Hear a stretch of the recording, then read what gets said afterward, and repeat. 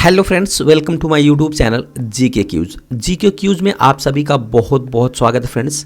आज है 8 अक्टूबर और 8 अक्टूबर से बनने वाले जितने भी प्रकार के करंट अफेयर्स है फ्रेंड्स, उनको मैं इस वीडियो में कवर करने वाला हूं। आज का जो सेशन है फ्रेंड्स वो काफ़ी अति महत्वपूर्ण होने वाला है, तो वीडियो को शुरू से अंत तक जरूर देखिएगा। आप चाहे जिस भी एग्जाम की तैयारी कर रहे हो, आपके लिए यह सेशन काफ़ी अति महत्वपूर्ण होने वाला है। ठीक है फ्रेंड्स, अंत में जीके की पिटारा को भी मैं लेकर आया हूँ फ्रेंड्स, जिसमें हम कुछ जीके के प्रश्नों को भी चर्चा करेंगे जो बार बार आपके एग्जाम में पूछे जाते हैं। तो चलिए वीडियो को शुरू कर लेते हैं, लेकिन उसके पहले यदि आपको पीडीएफ चाहिएगा तो आप हमारे डिस्क्रिप्शन में जाइएगा, वहाँ से टेलीग्राम चैनल को ज्वाइन कर लीजिएगा, वहाँ से आपको पीडीएफ प्रोवाइड करा दिया जाएगा। तो चलिए वीडियो को शुरू करते हैं, बात करते हैं पहले क्वेश्चन से। डेली करंट अफेयर की श्रृंखला में आज 8 अक्टूबर के पहले क्वेश्चन की बात करते हैं। पहला क्वेश्चन है, राजस्थान में कितने नए जिले की घोषणा की गई है? तो फ्रेंड्स, अभी हाल ही में राजस्थान में 3 नए जिलों की घोषणा की गई है। तो यानी इस क्वेश्चन का जो विकल्प हो जाएगा, विकल्प नंबर ए बिल्कुल सही हो जाएगा। इन 3 नए जिलों की घोषणा के बाद राजस्थान में वर्तमान में कुल 53 जिले हो गए। ठीक है, इसको भी आप याद रखिएगा। अभी फ्रेंड्स, कुछ समय पहले ही राजस्थान में 19 और नए जिले की घोषणा की गई थी, जिसके बाद राजस्थान में कुल 50 जिले हो गए थे, लेकिन 3 और नए जिले जोड़ दिए गए। तो अब कितने जिले हो गए फ्रेंड्स? तो राजस्थान में कुल 53 नए जिले हो गए। ठीक है ना, साथ ही साथ 3 नए संभाग भी जोड़े गए थे उस समय। तो कुल संभागों की संख्या अगर आपसे पूछ ले तो कुल संभागों की संख्या 10 है राजस्थान के अंदर। ठीक है, डिटेल में बात करते हैं। सीएम अशोक गहलोत ने फ्रेंड्स विधानसभा चुनाव से ठीक पहले 3 नए जिले मालपुरा, सुजानगढ़ और कुचामन के गठन की घोषणा की है। अब मिलाकर राजस्थान में कुल कितने जिले हो जाएंगे? तो 53 जिले हो जाएंगे। ठीक है ना, कुछ समय पहले राजस्थान में 19 नए जिले भी और जोड़े गए थे और 3 संभाग भी जोड़े गए थे। बात करते हैं फ्रेंड्स राजस्थान के कुछ महत्वपूर्ण करंट अफेयर्स की। तो राजस्थान की प्रियांश सैन ने मिस अर्थ इंडिया 2023 का खिताब जीता है। याद रखिएगा, अभी हाल ही में फ्रेंड्स राजस्थान की ही नंदनी गुप्ता ने, ठीक है ना, राजस्थान की नंदनी गुप्ता जो कि फ्रेंड्स कोटा राजस्थान की रहने वाली है, इन्होंने फ्रेंड्स फेमिना मिस इंडिया का खिताब जीता है। प्रियांश सैन की बात करें फ्रेंड्स तो ये कहाँ की रहने वाली है? तो ये भी जयपुर की रहने वाली है। जयपुर कहाँ पड़ता है? तो राजस्थान की राजधानी जयपुर है, जिसे पिंक सिटी के नाम से भी जाना जाता है। ठीक है, एंड अभी अगला है फ्रेंड्स, एनटीसीए की मंजूरी के बाद धौलपुरा करौली टाइगर रिजर्व जो है फ्रेंड्स वो राजस्थान का 5वां टाइगर रिजर्व बन गया है। साथ ही साथ भारत का जो है फ्रेंड्स ये भारत का 54वां टाइगर रिजर्व बन गया है। यानी भारत का नवीनतम टाइगर रिजर्व कौन है? तो धौलपुरा करौली टाइगर रिजर्व, और भारत का 54वां टाइगर रिजर्व बन गया है। ठीक है ना, जबकि राजस्थान का 5वां टाइगर रिजर्व बना है धौलपुरा करौली टाइगर रिजर्व। ठीक है, अगला है, सीएम अशोक गहलोत ने इंदिरा गांधी स्मार्टफोन योजना शुरू किया है। राजस्थान सरकार ने पिछड़े वर्गों के लिए गुरु गोरखनाथ बोर्ड का गठन किया है। नूर शेखावत, याद रखिएगा, मोस्ट इंपॉर्टेंट आपके लिए, नूर शेखावत फ्रेंड्स, नूर शेखावत को राजस्थान में ट्रांसजेंडर के रूप में जन्म प्रमाण पत्र प्राप्त किया गया है, और यह जन्म प्रमाण पत्र प्राप्त करने वाली पहली ट्रांसजेंडर बन गई है नूर शेखावत। इसको भी आप याद रखिएगा। राजस्थान से एक और क्वेश्चन आपको याद रखना है फ्रेंड्स। राजस्थान जो एकमात्र ऐसा राज्य है फ्रेंड्स जो कि स्वास्थ्य का अधिकार अधिनियम लाने वाला एकमात्र राज्य है। ठीक है ना, कौन?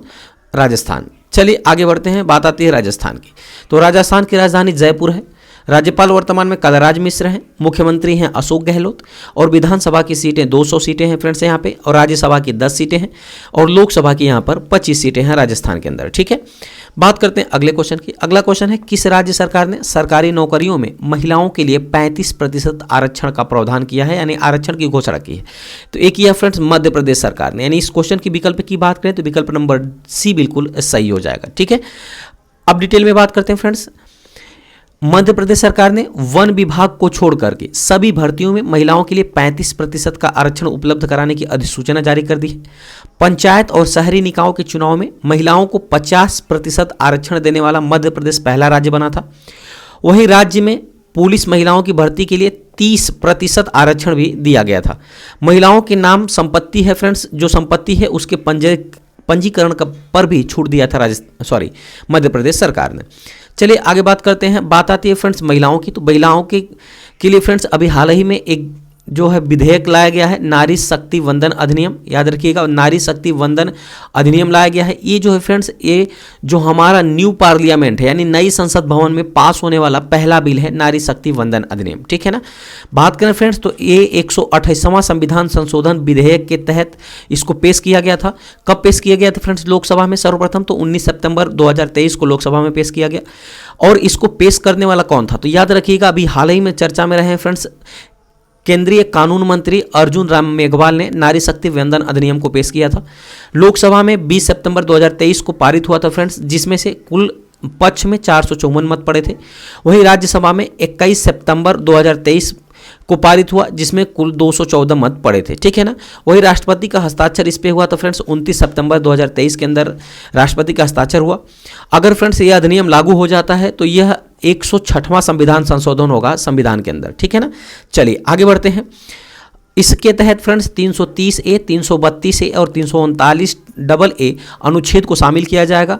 इसका मुख्य प्रावधान क्या है फ्रेंड्स, तो लोकसभा व राज्यसभा की विधानसभाओं की सीटों में 33% सीटें महिलाओं के लिए आरक्षित की जाएगी, ठीक है।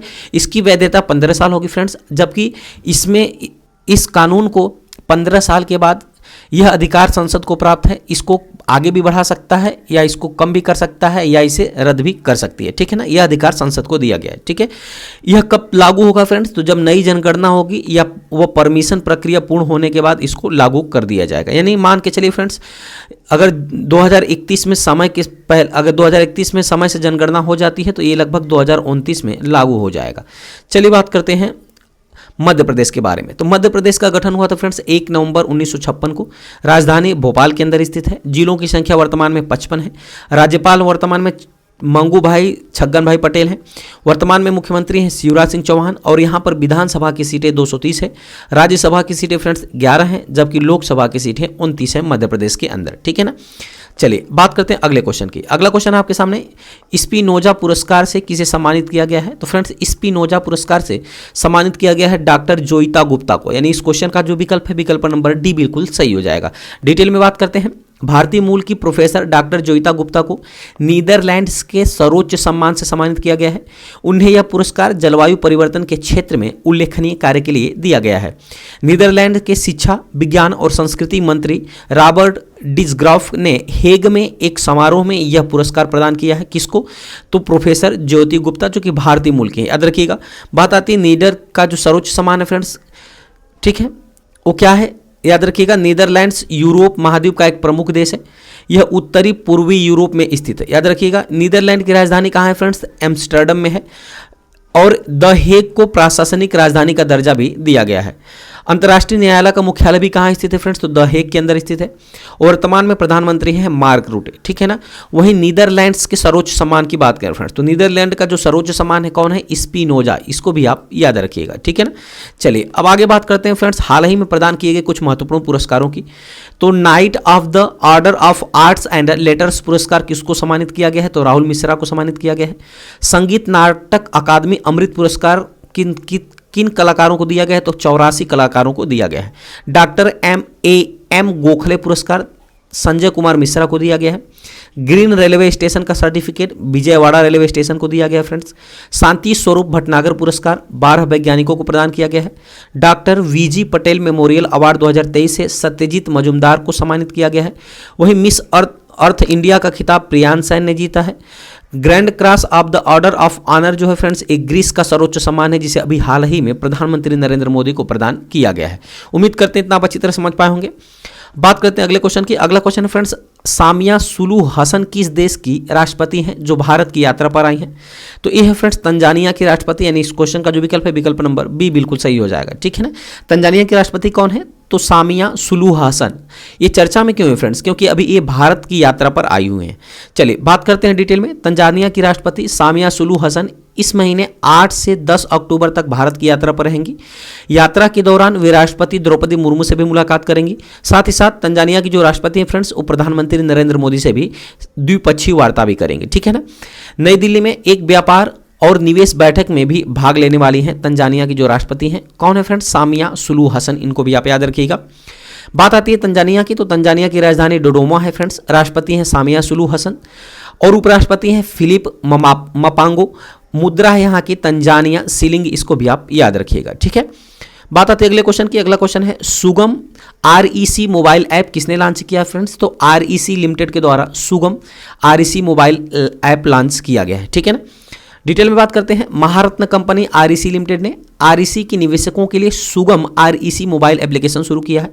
सुगम REC निवेशकों के निवेश का पूरा विवरण प्रदान करेगा यह ऐप, ठीक है ना। बात आती है फ्रेंड्स REC के, तो REC का फुल फॉर्म होता है रूरल इलेक्ट्रिफिकेशन कोऑपरेशन इसका फुल फॉर्म होता है, कारपोरेशन होता है, ठीक है ना। रूरल इलेक्ट्रिफिकेशन कॉर्पोरेशन इसका फुल फॉर्म होता है। अभी फ्रेंड्स हाल ही में लॉन्च किए गए कुछ ऐप और पोर्टल की अगर चर्चा करें तो साथी पोर्टल को लॉन्च किया है कृषि मंत्रालय ने, संगम युवा पोर्टल को लॉन्च किया है शिक्षा और कौशल विकास मंत्रालय ने, आग प्रहरी ऐप को लॉन्च किया है फ्रेंड्स आईआईटी दिल्ली ने, जलदूत ऐप को लॉन्च किया है ग्रामीण विकास मंत्रालय के द्वारा। तो ये था कुछ फ्रेंड्स हाल ही में लॉन्च किए गए महत्वपूर्ण ऐप और पोर्टल, ठीक है।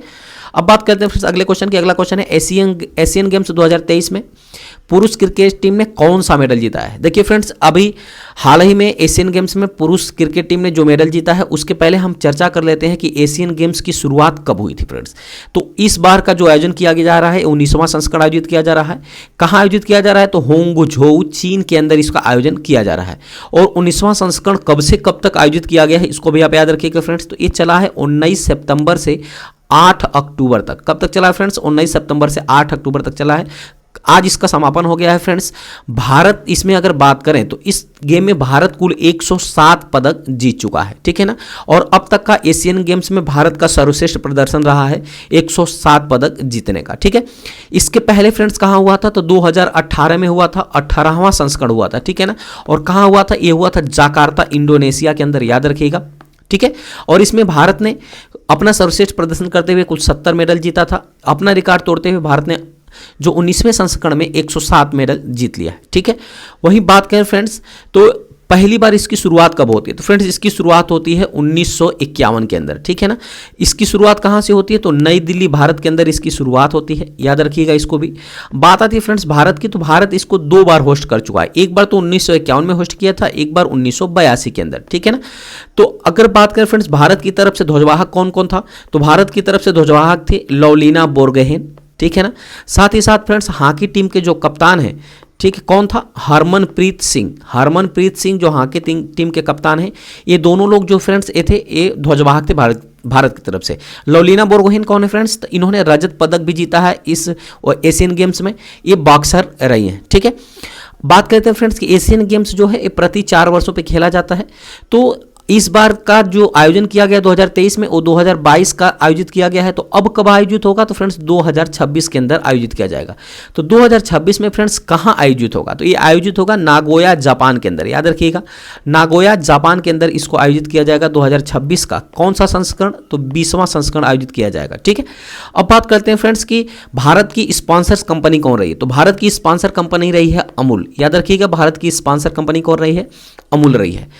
उम्मीद करते हैं फ्रेंड्स इतना आप अच्छी तरह से समझ पाए होंगे। एक आपको सर जो है फ्रेंड्स मैं एक क्वेश्चन दे रहा हूं, आप उसका कमेंट में आंसर दिए। 19वें एशियन गेम्स का जो है फ्रेंड्स इसका शुभंकर क्या है ये आपको कमेंट में हमको आंसर करना है, ठीक है। उम्मीद करते हैं इतना आप अच्छी तरह समझ पाए होंगे। अब बात आती है इस क्वेश्चन की, तो यह क्वेश्चन कह रहा है फ्रेंड्स कि पुरुष क्रिकेट टीम ने कौन सा मेडल जीता है तो इसमें जीता फ्रेंड्स गोल्ड मेडल ने, यानी इस क्वेश्चन का जो विकल्प है विकल्प नंबर ए बिल्कुल सही हो जाएगा फ्रेंड्स। जबकि रजत पदक किसने जीता है तो अफगानिस्तान ने रजत पदक जीता है 19वें एशियन गेम में, ठीक है। अभी फ्रेंड्स महिला क्रिकेट टीम ने भी गोल्ड मेडल जीता था एशियन गेम्स के अंदर।